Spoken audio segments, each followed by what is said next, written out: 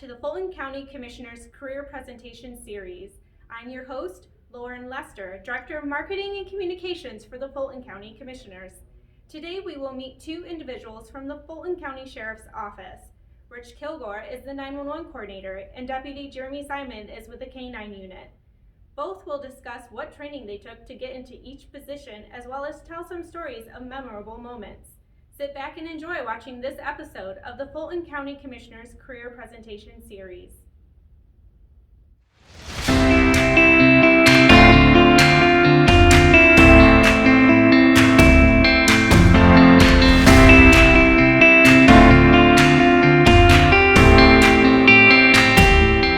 Today we're talking about careers. Can either of you guys comment on what the Fulton County Sheriff Office does? In particular, your areas of 911 and the K-9 unit? So for the 911 part of it, the Fulton County Sheriff's Office fields all the 911 calls in the county. They come here and then we send out responders, whether it be law, fire, or EMS, dog warden, game warden. From here we dispatch, keep track of all their times. We have several different alerting methods, but as far as 911 goes, we can handle up to 3 calls at a time, and then several administrative line calls. So as far as 911, the Fulton County Sheriff's Office will handle all of those. Anything you want to mention, Jeremy, about the K-9 unit, what it does? We do a number of different things. First and foremost, we're road patrol. We handle calls like we're just regular road patrol like the other deputies. The only difference is we carry a dog. There's 3 of us here at the Sheriff's Office. I have Maggie, Deputy Galbraith has Fazo, and Deputy Rodriguez has Osco. We're all on different shifts. Basically, we're available for calls if somebody needs a call out for narcotics, an area search, building search, tracking a suspect. Okay, that's great to know. Can you guys both comment on what your schooling was and how long you stayed in school to get your jobs? I had basically my high school diploma, and the rest was on-the-job training. During my high school years, I did, and I've always tinkered with electronics and computers and stuff like that. So radios and computers were a big aspect of my life anyway, but when I got here, it was a no-brainer that I could just fall into place and do the job. So back in '93 when I started, I actually took over for Deputy Simon, who was a dispatcher. I replaced him. He went out on the road, and but as far as schooling, it's all on the job. There are some online classes, and when I started, we had to go to a couple different other agencies for classes that basically just taught you how to screen calls, how to deal with hostile call takers, find missing children, stuff like that. And I as well have a high school diploma. There is the police academy that we had to go through. Definitely isn't what it is today. I think I had 340 hours that I had to put in, which took about 3.5 months, Monday through Friday with some Saturdays. Once I graduated the police academy, we have ongoing training. I couldn't even tell you how many hours a year we do ongoing. And then with the K-9, that's an added, usually an extra 8 hours every other week or 16 hours, but you're always doing something, or you're always going to continue your education. And that's probably a good point at the moment. Can we introduce Maggie? Maggie, Here. Up. Let's go. Up. Hi, Maggie. This leads into our next question. Is the only dog used in the police force German Shepherds? No, there are several different types of dogs. The standard usage used to be the German Shepherds. They used Rottweilers for a while. Now they're bringing in the Dutch Shepherd and the Belgian Malinois, A lot of it depends on what you want. I mean, some departments strictly tracking dogs, they use bloodhounds only. If you just want a narcotics dog, you use a lab. The cross-trained with the Shepherds, the Belgians, and the Dutchies, they're all, if you throw the tracking, the articles, the building searches, the narcotics, the handler protection, if you were to throw all those in, shake them up, and dump it out, you come up with one of those three dogs. They retain the information. They're not as good at tracking as what a bloodhound is, or maybe not as good as sniffing as what a lab is for the narcotics. But to retain all that information, those are the Shepherds, the Dutch, and the Malinois. Some places use beagles. There's a couple departments recently just started using rescue pit bulls.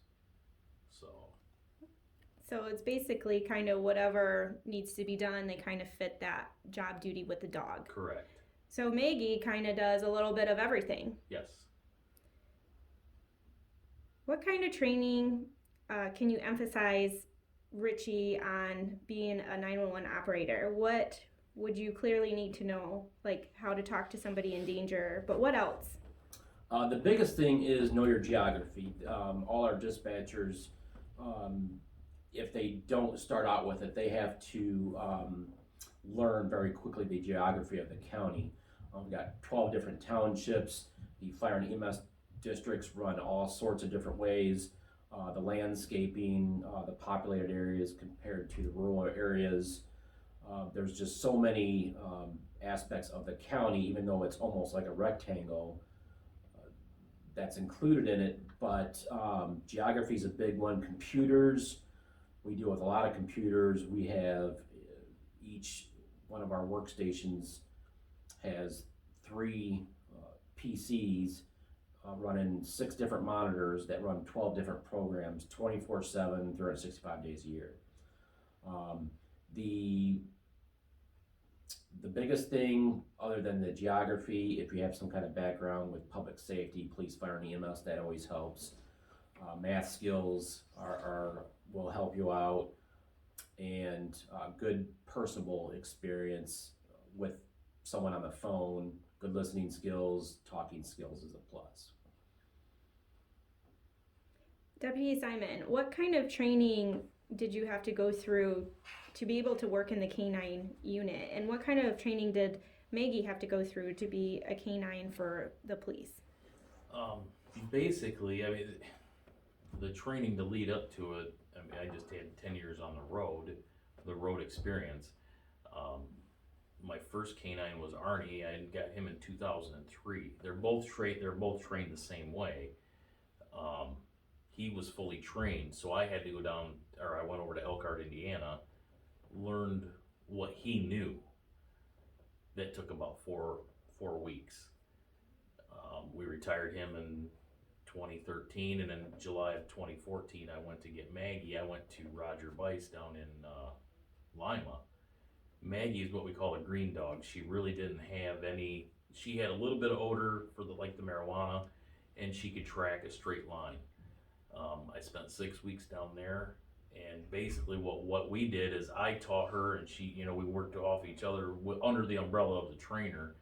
We taught her to do the rest of the odors for the narcotics, the area searches, the building searches, the article searches, handler protection, track, and more extensive tracks, and the rest of the stuff. So that took about 6 weeks. And then after that, we go through, like I said earlier, we train anywhere between 8 to 24 hours a month, depending on days off and vacations.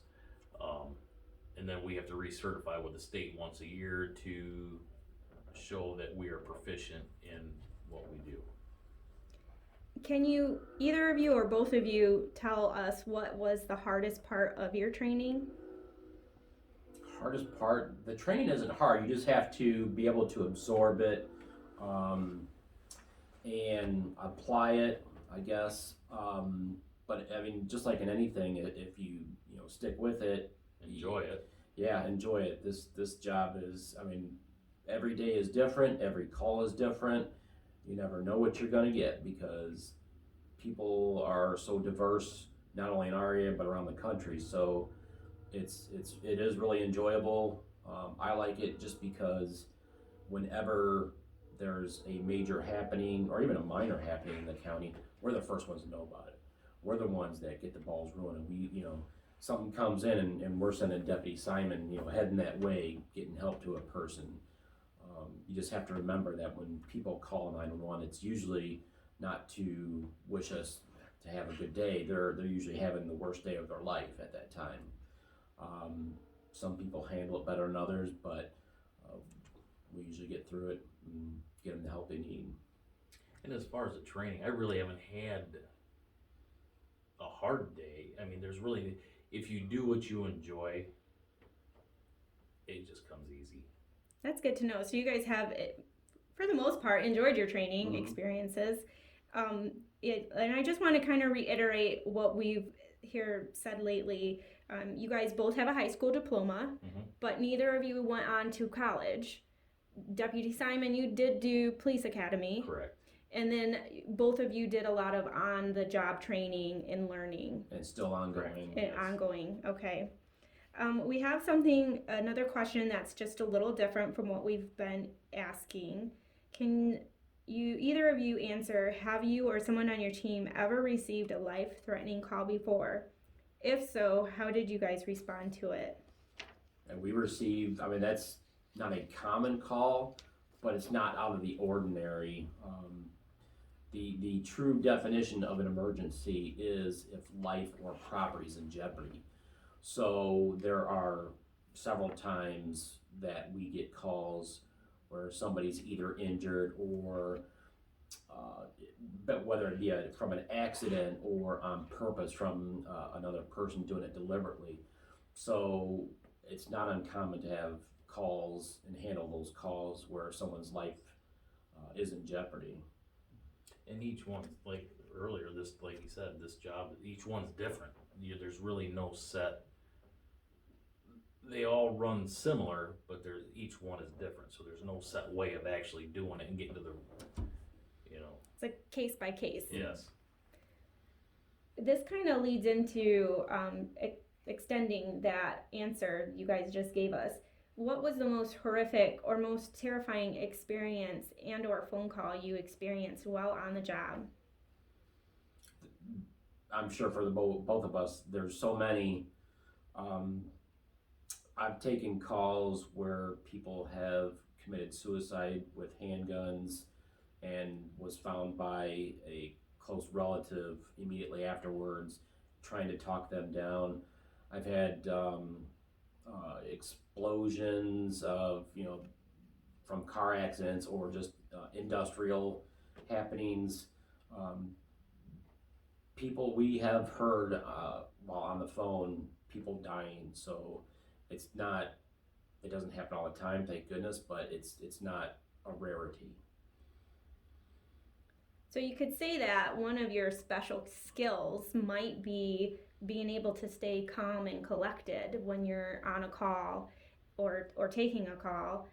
Are there other special skills that you guys might say are required for your job? Learn to talk to people, learn to feel them out. There's situations I go into that there's a domestic. If I went in their yard and started yelling and screaming, that's not going to do anything for that situation.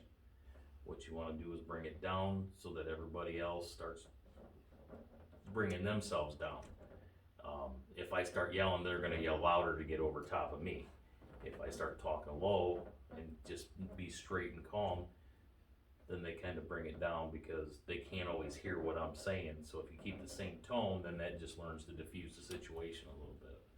And the same thing goes with me on the phone. If you talk to somebody in a calm voice, they're going to reflect that back to you. So if they start out hysterical, you have to just maintain that communication calm. And we may sound like we're calm. We may be shaken and scared on the inside. That's very common. Usually after a big phone call where it was something major happened, it's not uncommon to just take a couple seconds and take a deep breath and let your adrenaline settle down for a little bit, because yeah, on the radio, on the phone, you may sound calm, but on the inside, Your you're, heart's racing. yeah, freaking out, so. And if I start yelling on the radio, even if I'd like to talk to these guys, if I come across the radio, we've had officers out here, and I've heard officers on the radio, they just start screaming over the radio, and you can't. Number one, what that does is that drives everybody else in the county straight up through the roof. Their adrenaline.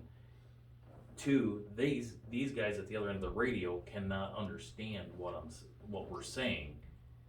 So if I actually needed help, they don't know where I'm at, what I'm doing, or what the situation is. So they can't send me the proper people to help me if I'm screaming and hysterical.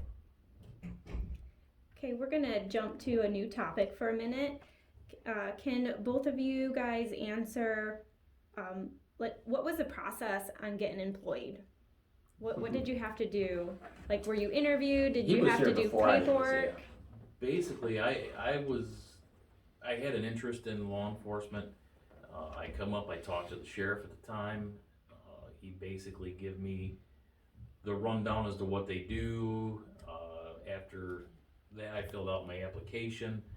I had to go through a background check. You get fingerprinted. They check with all your relatives. And I did a lot of writing for free. I don't want to say free because it paid off in the end. I put a lot of my own time into this on Friday and Saturday nights, just coming out and seeing what the job was about. But then, there was the hiring procedure. I didn't get into the road position right away. I was hired on part-time, and then a part-time dispatch position opened up. So I took that, and I was part-time both places. They need me, they call me, I come in and I work. Then a full-time dispatch position opened, about a year and a half in dispatch. Then That was in 93. I was working as an EMT in Swanton, and someone had told me there's going to be a position opened up because I believe the sheriff was going to look into put him on the road. So I came in, applied, did an interview, and was hired. And then just like Deputy Simon, I had to go through a background check, and they talk with neighbors, and they really Fingerprints and all? yes, yep. And that was in 93. we didn't have social media to go through at that time.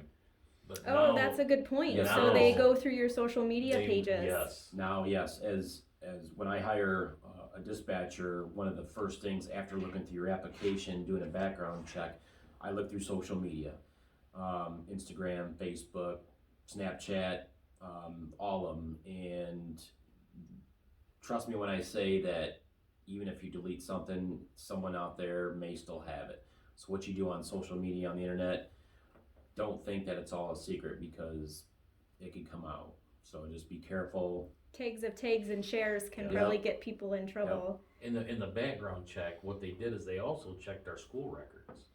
They wanted to know our attendance. They wanted to know our grades. They talked with old teachers to find out what type of person. I mean, it was pretty extensive.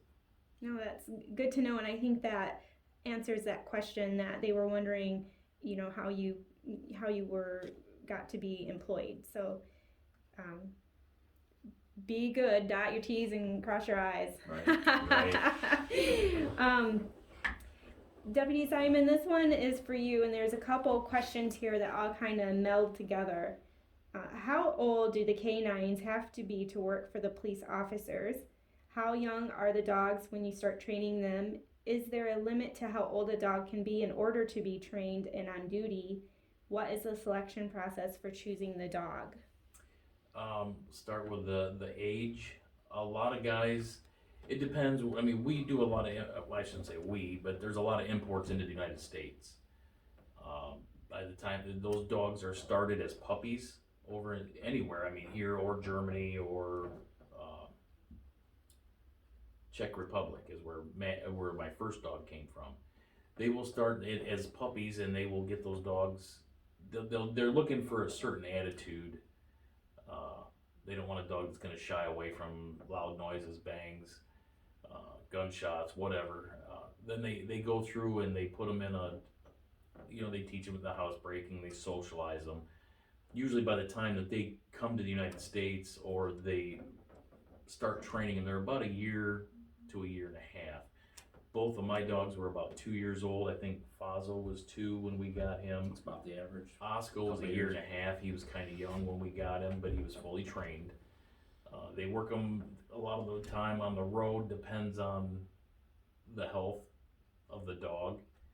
A lot of dogs are crazy and they will do things to injure themselves without even thinking. But what was the rest? No, I think you got them all. Okay. The age, how long could they? Yes. Well, there isn't really an age that How long can for they work? it's basically up to the handler and the dog what they could. Well, they can still do the job. right. My first dog was 12 and a half when we retired him. He worked the road for 10 years. She is 9 currently.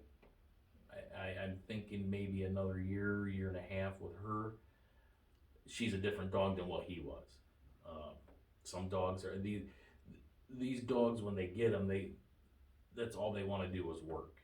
Once you retire them, they kind of lose their drive, their purpose, and they just sometimes they give up. When you do retire a dog, do they go to do you get an option to keep them, or do you go to, are they homed out? What happens to them? Well, there's a few different options.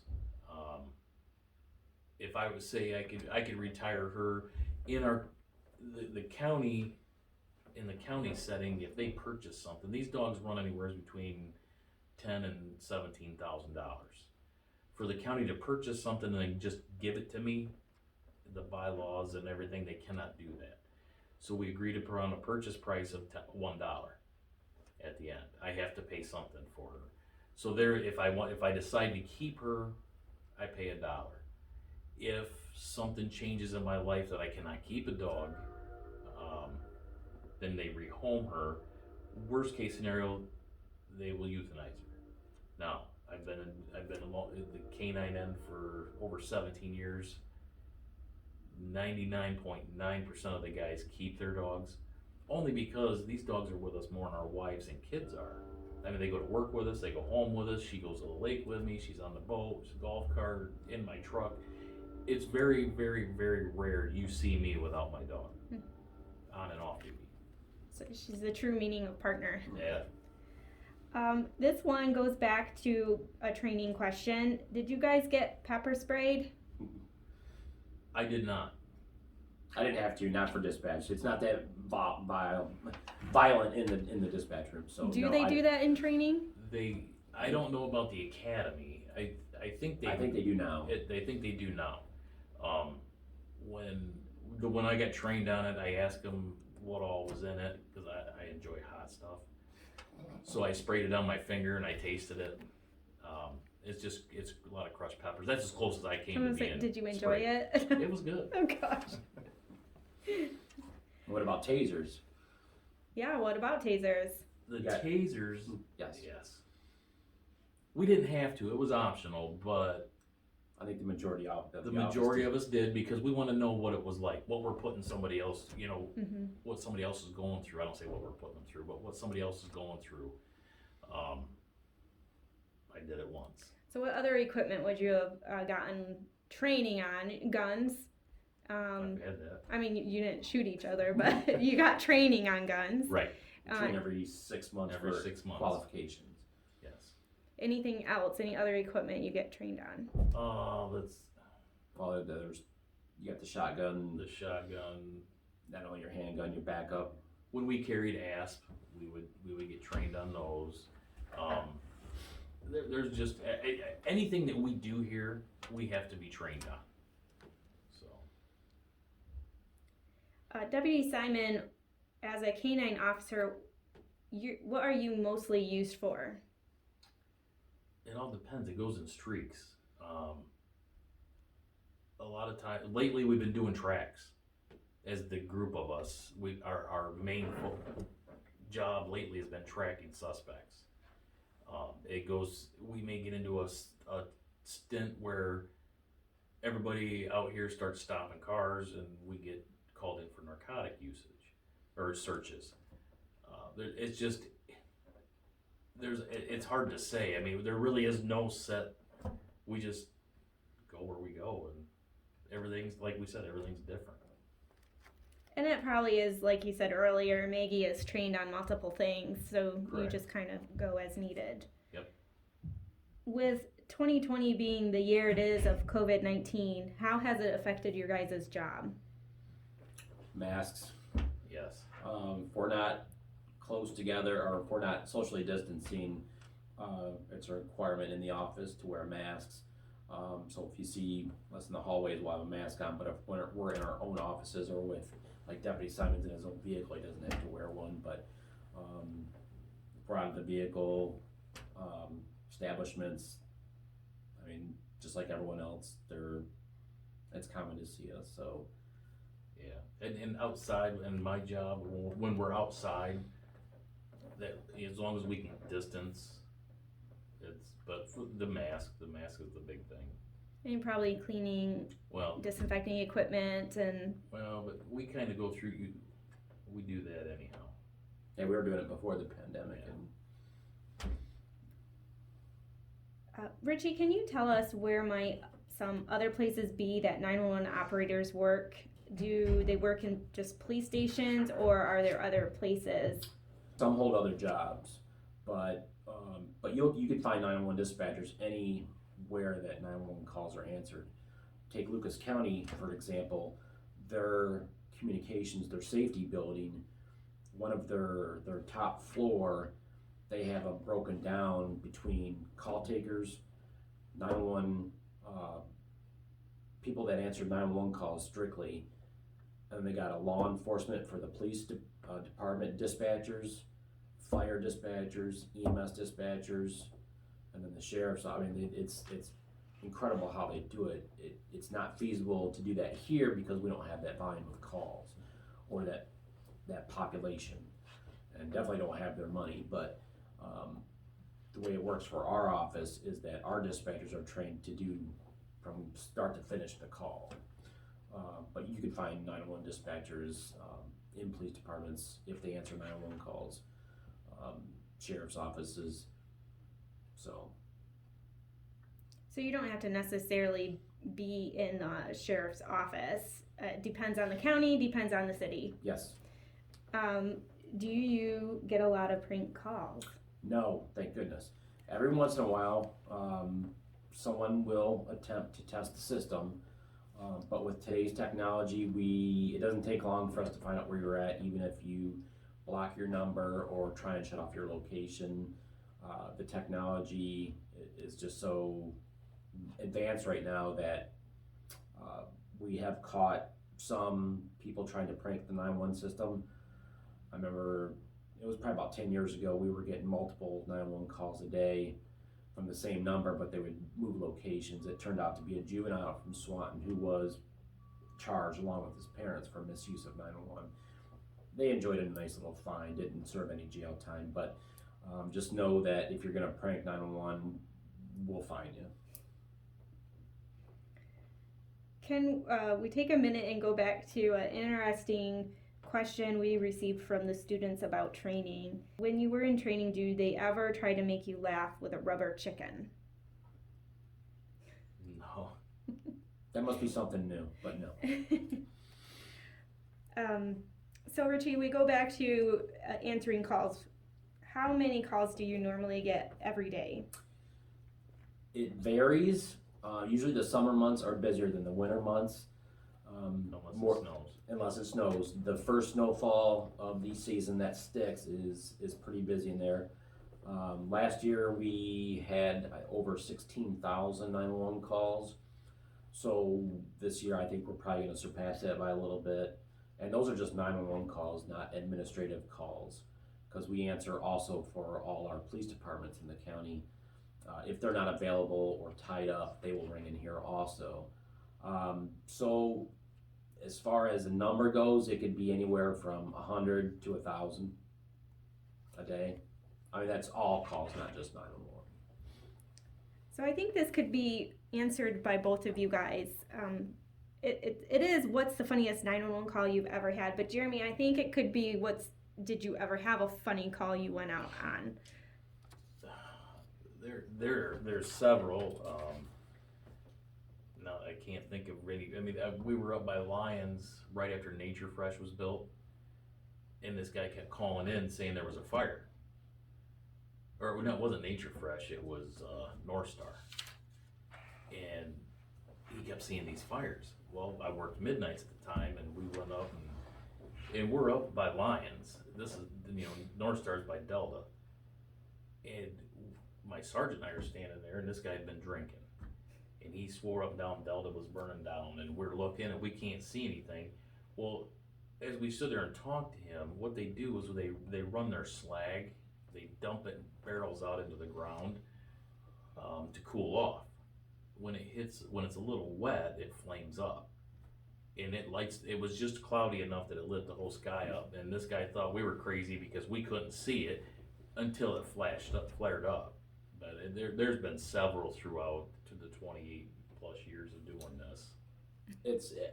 The thing is that everyone, for 911 anyway, that everyone that calls in thinks that whatever's happening to them is a true emergency. So whether it's during the winter time and the plows haven't gotten yet to their road and they feel that's an emergency, they'll call 911. I've gotten calls of 911 of cats being up in a tree. We do not send the fire department out. Most fire departments will not go out for that type of call. I've seen a couple of them do it, but most of them won't, only because eventually that cat's gonna get hungry, that cat's gonna come down.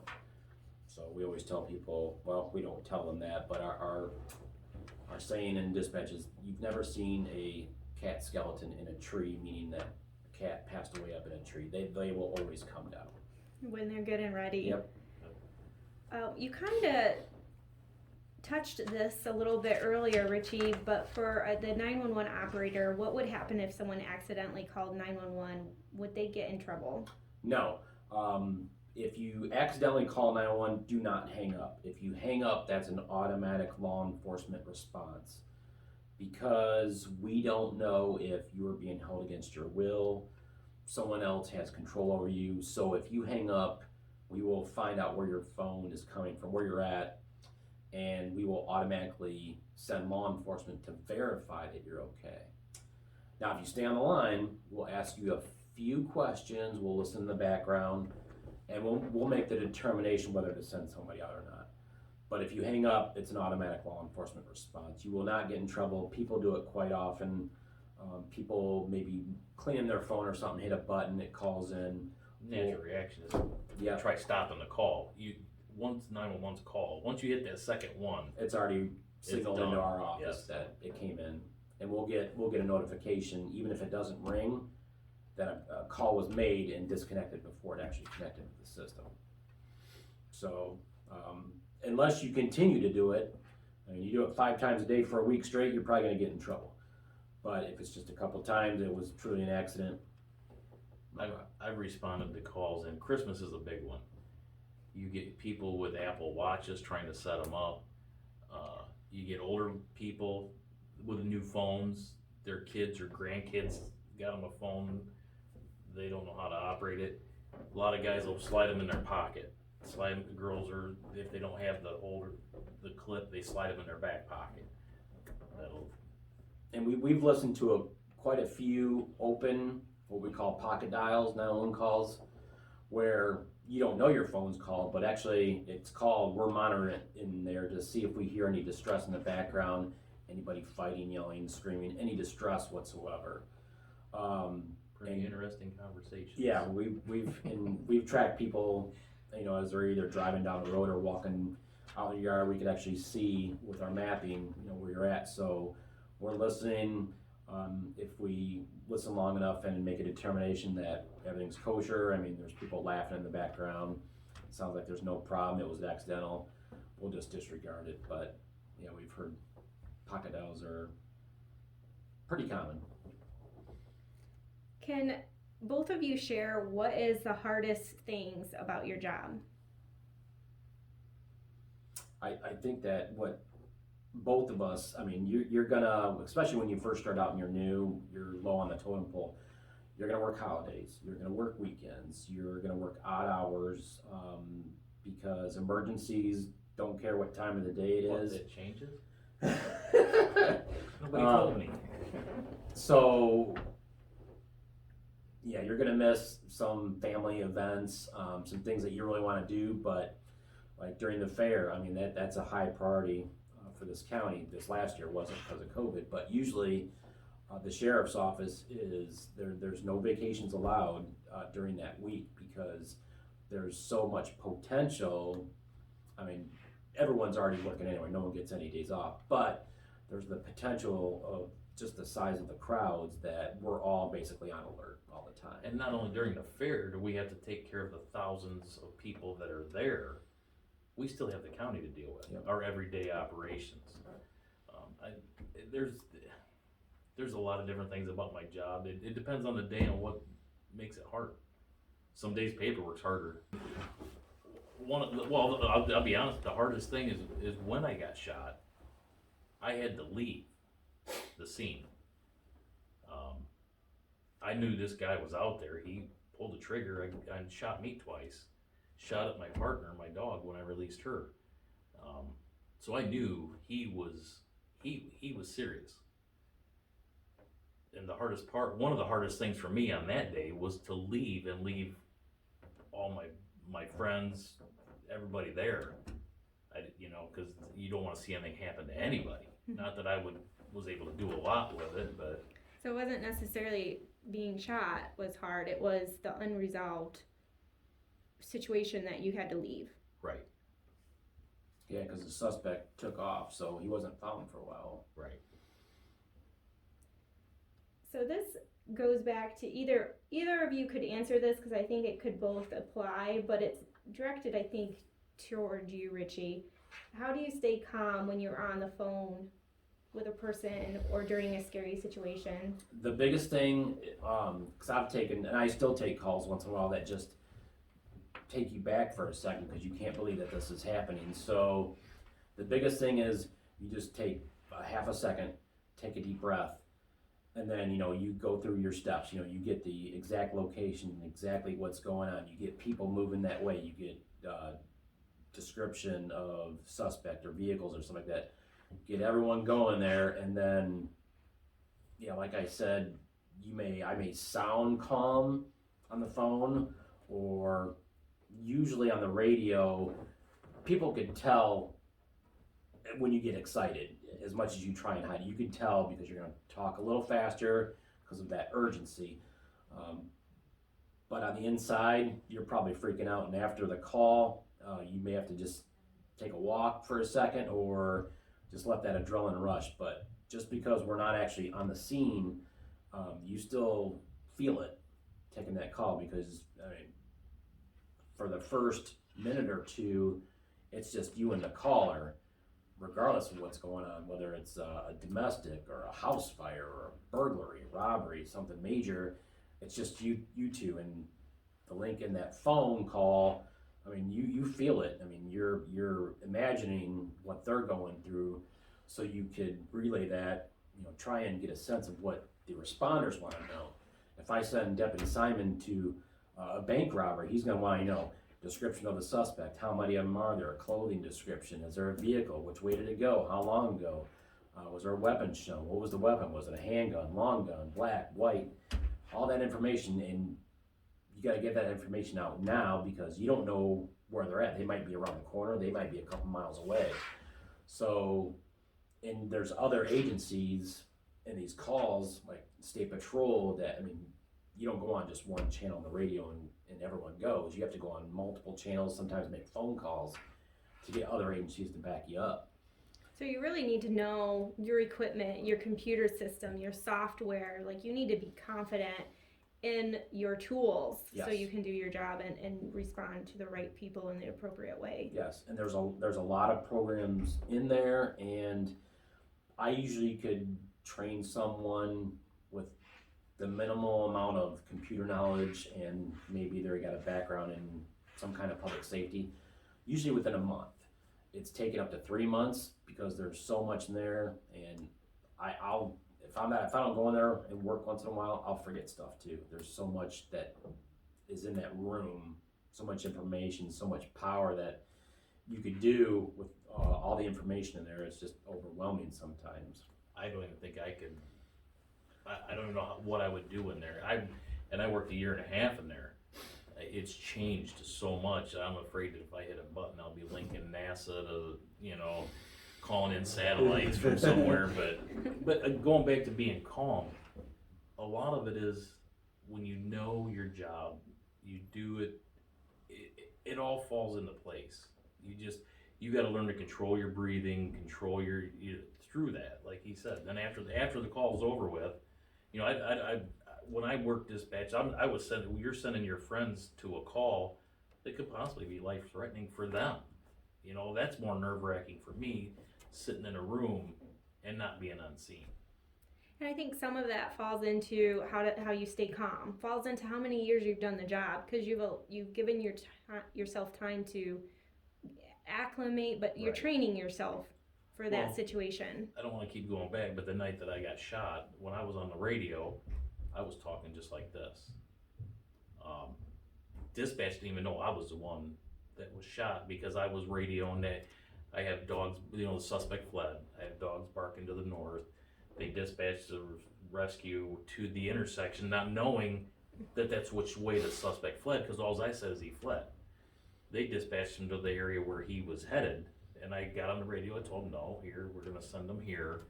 Now, had I been hysterical, I could have been sending Lions Rescue into an area where this guy with a gun is.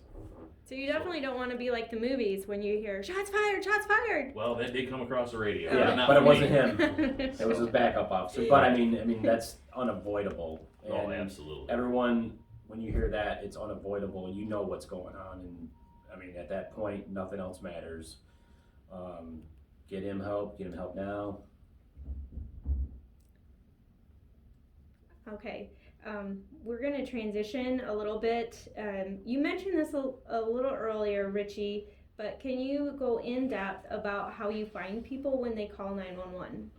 Well, there's several different ways that the 911 will come in. There's your basic landline phone that's connected to your home. That information is stored at the phone company, so that's automatically processed. So that 911 call, when that comes in, is pulling your home address with it. The cellular phones and voice over internet, like if you have cable service for phones, it's based on triangular technology in the cell phone towers. Each vendor, meaning Verizon, Sprint, AT&T, T-Mobile, they all use different techniques to obtain a latitude and longitude coordinate that is pushed through the system. It's automatic, you don't have to do anything. We actually, when the call comes in, it's given to us of what tower you're hitting, and then we do what's called a rebid, and it sends a signal to the phone to confirm its location and resend its coordinates again. Now, whether your phone is locked or if you block your number from being shown, if you call 911, it automatically unblocks it. You cannot stop the location information from going to your phone if you call 911. That's a law nationwide. You just can't do it. So between the cell phone companies, the voice over internet like Spectrum, your cable phone provider, and the local telephone companies, with all that, they're all in conjunction that if 911's called, finding you is top priority, so they offer the technology to send us that data. Jeremy, can you tell us, have you ever been bitten? Oh yeah. If you have dogs, you're gonna get bit. A lot of times it's my own fault by trying to pull the toy out of another dog's mouth as you're playing, taking your eyes off or thinking about something else while you're the decoy doing bite work. If I'm standing there and the dog's coming at me and he says something, I look at him, that split second, just doing that, yeah, I've been bit seriously. I'm not where I needed real stitches, or I probably should have had, but I didn't get them. The biggest thing is you just make sure the wound's cleaned out, but yes, I've been bitten by my own dogs as well as other dogs. Some of it's been training, some of it's just been playing roughhouse or whatever. Roughhouse, my first dog, he was trying to establish a dominance over me, and when I reached down to grab him, he grabbed this arm. As I reached with this arm to grab him, he reached over and grabbed this arm. That was probably the worst one. But that was a few months into me having this dog. We had an agreement, and we were good from that point on. For 911 operators, how many times have you had a person hide that they called the police by pretending that they called a different place? And for the canine officers, how long do you usually bond with your canine? I don't think I've ever heard of anyone calling a legitimate call-in saying they were somewhere else. Like pizza? Ordering a pizza. Oh, I got you. I'm Okay. guessing that's what they're getting at. That could be. We've had a couple people call in, and it wasn't a pizza, but they did. We could kind of tell when they call in, something's just not adding up. So they always say that, all 911 dispatchers are instructed to, if you order a pizza, I've never been to a class where they've taught that. It's basically, you listen to the caller, you ask them a series of questions. If something's not jiving, you're sending help anyway.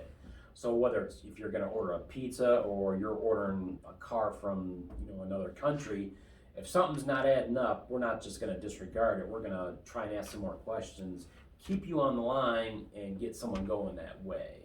So, but yeah, the one in what was that, Oregon PD, that was the last one where the lady said she wanted a pizza. The dispatcher, he could tell, listen to that call, he stepped back, and then he got it. He knew what was going on. It's pretty common, but you don't have to order a pizza. If something you say just doesn't make sense. Well, the avoidance of some questions when it's asked, you can tell, the longer you deal with people, you can tell when they're being deceptive, when they're scared and they don't want to answer that question. When somebody's standing close within proximity, you can tell by the tone of their voice and the way they answer. And that comes with experience and, of course, training. Yes. What about the question, Jeremy, can the canine officers, how long do you usually bond with your canine? How long does it take to bond? Because once you're bonded, you're friends. How long did it take you to bond with Maggie when you first got her? Maggie was a little longer than my first dog. I spent 4 weeks in Elkhart with him, Elkhart, Indiana. I was a sole provider for him. I let him out, I fed him, I trained him. We went back to the motel Monday through Friday. When I come home, my kids were 4 and 6 at the time. And I was kind of nerved up. I've got this trained attack dog with my kids. Turned out I didn't have anything to worry about. When I went to get Maggie, which was 10 plus years later, they were 14 and 16. They had chores, and I wasn't thinking about this at the time. So it was one of their jobs is to feed our other dog. So they just fed both of them. My wife, when she would go outside, she would let Maggie out with the other dog. I think it took a little bit longer for her and I to bond because she was bonding with everybody in the family. A little confusion for Maggie. Yes. And we did touch this a little bit quickly, very early on, but can we go through all of the dogs' names one more time? Yes. Maggie, of course, she's the oldest dog. She turned 9. Fazo, who Deputy Galbraith handles, was he 6? I think he just had a birthday. Yes. Not too long ago, before Maggie's. Yeah. And then Deputy Rodriguez. Deputy Rodriguez has Osco, and Osco's probably coming up on 3 if he's not 3. I was gonna say he's the youngest and He's newest the member. youngest, yes, and you can tell. He's the most He's energetic. the problem child. Oh no. When he comes in the office, you hear him. Everybody knows. He likes his ball. Yeah.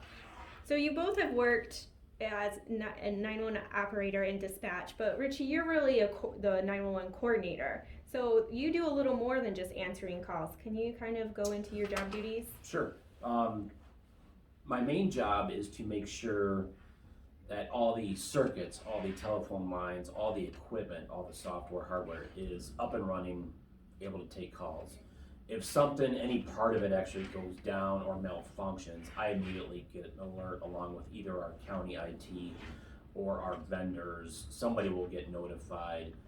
There's alarms that'll go off in dispatch too if something, our backup system isn't 100%. So with all the systems in there, I mean, there is backups for each system, battery backups for electricity, power outages, and stuff like that. So my main job is to make sure all that stuff is up and running. And then also to make sure that it's staffed so someone can answer the calls. So I deal with the scheduling. And then a lot of it is call review, looking for, because of the technology moving so fast, I'm always looking at, you know, what else is out there, and there's tons of stuff out there. So evaluating, looking, well, deciding whether this would be good for our office or not, or whether it would work for us. And then also I get to dispatch too, which I try and get in there at least once every couple weeks, if not more, just because not only do I enjoy it, but it keeps my training level up. Because like I said, I'll forget stuff if I'm not in there once in a while. What about you, Deputy Simon? Can you kind of just sum up your job duties? Like I said earlier, we're routine road patrol. We handle the calls that come in. I think a lot of the guys do it, but the canine guys especially will monitor other counties. If I'm working the east end of the county and I hear something in Lucas County, Henry County, Lenawee County, we kind of start gravitating that way. A lot of times, it's a lot easier the sooner you get a dog on scene. If somebody at the west end of the county is having a call, a lot of times just having a dog there diffuses the situation, no matter what it is. If you got a guy yelling and screaming wanting to fight, they'll fight me all day long. For some reason, the dogs, it diffuses things. Just to have a canine on scene. But we do our normal duties, and then we try, whatever we're called to do. So. In closing, can either of you or both of you say anything to the children to help further solidify your training or your schooling or anything that we didn't touch that you think they should know to move forward in their own experience? Yeah, definitely study hard. You will use math and science. Some people say you never do, but it does come in handy, especially technology. Attendance, we look at attendance, not only from school, but past employers. So, and then a good, I guess not an outcome, but a good outlook on current happenings right now. I never thought I'd be using proper English, but here I am writing reports every day. Those reports are being read by judges, prosecutors, attorneys, the general public, and if you don't do it correctly, then it could, you don't look so good. A lot of this job is report writing. So you're doing the math. If we're out in an accident or we're trying to, there's a lot of math involved there. I guess the biggest thing is everybody makes mistakes. Don't think about what happened yesterday. Learn from it. Move on. If you always look back, you'll never go forward.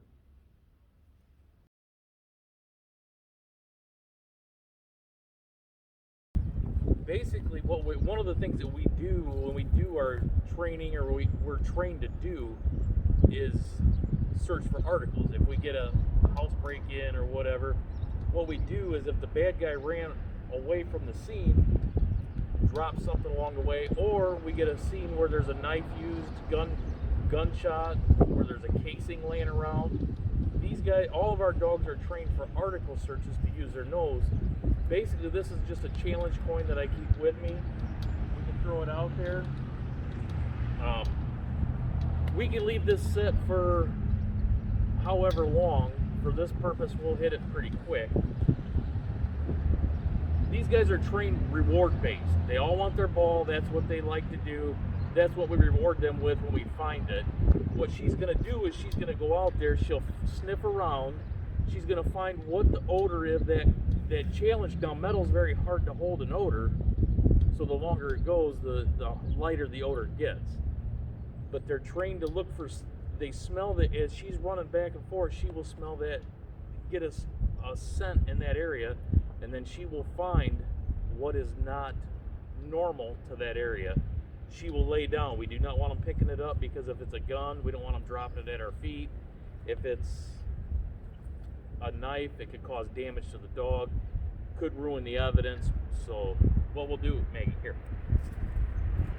You see it, important.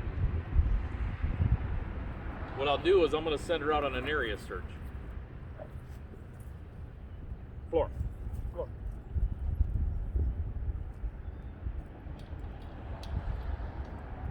Now, usually they lay with it facing them, but since I'm standing here, she always spins. But when she lays down like that, right now, she found that article. I'll walk over there in a minute, but all I gotta do is reach down and pick it up. It's on the back side of her. Usually she makes a bigger pass. I think she was watching me throw it. So, and then I'll just reward her with a ball.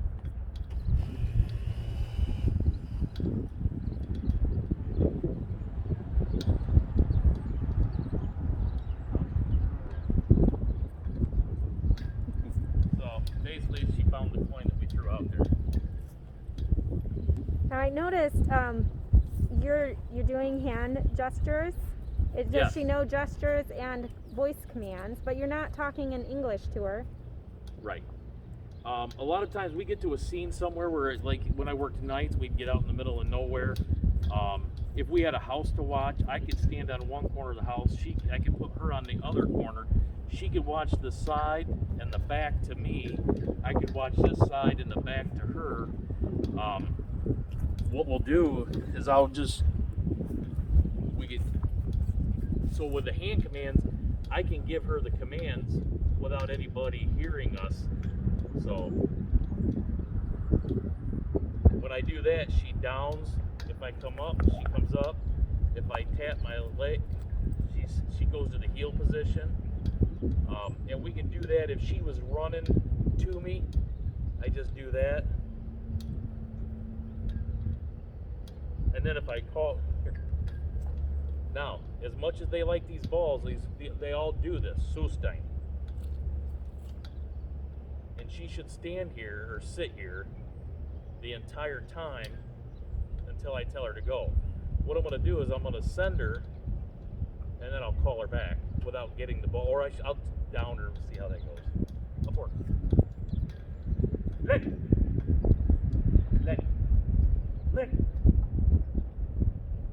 Lenny. Sometimes she can't see my face in the mask, so it's kind of like what she's. Hey, up work. Now when she gets it, I'll have her drop it halfway back. Poof, poof. See, it's all just on fun and games with her. So, and that's the way they're all trained. So, and the language is it's Czech. She knows German, Czech, and English. So that's something we didn't mention in the interview. So your understanding of other languages, or at least trained. The commands, yes. My first dog was an import from the Czech Republic, so I had to learn the Czech commands. When I went to get her, there she is. When I went to get Maggie, she knew the German commands. Now, when you're given commands, like if I sent her after somebody and I seen a car coming down the road, she's not focused on that car coming at her. She's focused on that bad guy running away. But if he clears the roadway and I see she's going to get hit, and I tell her to Lenny instead of Platz, Lenny means to lay down in Czech. But if I tell her to Platz in German, and then I say Lenny, that she's at 20 mile an hour, how many feet can she cover? You know, it may put her in a situation. So basically, what the trainer said is, it would be easier for me to switch her over to the Czech language than it would be for me to give her the commands in German. Now that I've been doing both commands, I'm pretty. Sometimes I tell her to Lenny, Pust, you know, I give her commands in different languages, whatever comes out at the time.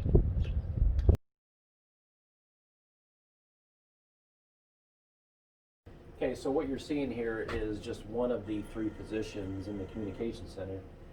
And each position has the same capability. They each have 6 monitors run by 3 separate computers with battery backups. But in the top left, you'll see that some of the cameras, these security cameras that are throughout the county, now this is just a small snapshot, there's over 84 different cameras that we can monitor for all the county buildings, parking lots, and holding cells, interview rooms, stuff like that. So that's what the top left monitor is. This one is our weather mapping. We're sitting right here. As you can see, there's no precipitation in the area, which is good. So no snow or rain or anything like that. This program over here is our mapping system that displays county roads, all the county roads, railroads, fire and EMS districts, and it also shows corporation limits for each of the city or villages. And that's actually attached to our CAD system. And this computer-aided dispatch basically keeps track of the call from start to finish. And with the location, we could actually point it on a map and see it. This is our phone screen. This is where we answer all our 911 and administrative lines on. And we could also transfer those calls or look up contacts or have speed dials for agencies that we want to get a hold of right away, you know, like Toledo Edison, Life Flight, gas company, stuff like that. And then this is our radio screen, and this is what we use to communicate with all agencies throughout the county, whether it's police, fire, EMS, and even like state patrol. It's also how we set off the alert pagers for the fire and rescue departments throughout the county. And it's also how we set off the tornado sirens, which is, we just did it Friday at noon, and we do that first Friday of each month at noon. Unless there's inclement weather around, then we postpone it. Thank you for watching the Fulton County Commissioners Career Presentation Series. We hope you enjoyed today watching and learning about 2 positions at the Fulton County Sheriff's Office.